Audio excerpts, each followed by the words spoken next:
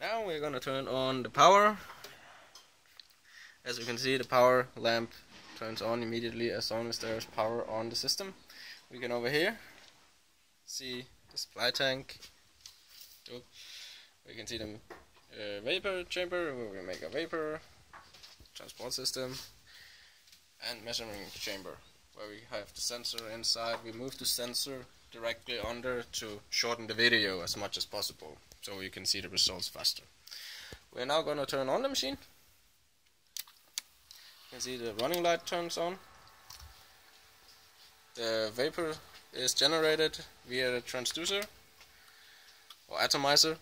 Again, the pump, you can see the level has dropped, and the pump keeps the level at a constant level, the water level in here constant. The fan, you cannot see it, but maybe you can hear it, will start running, and thereby taking the vapor over to the measuring chamber. And now it's stopped. Transducer has stopped. As you can see up here, the machine is still running. However, the humidity level in here is now at the level that we set it to.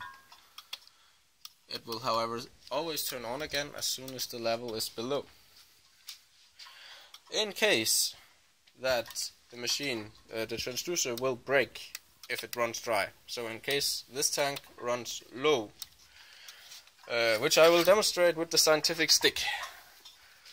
The machine should stop everything, and the red LED light should come on. The transducer, fan, everything has stopped, and the red LED light refilling tank has come on.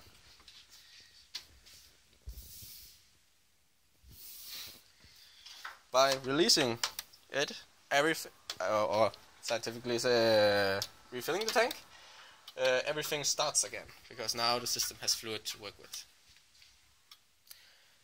If we want to stop the system, we simply push the stop button.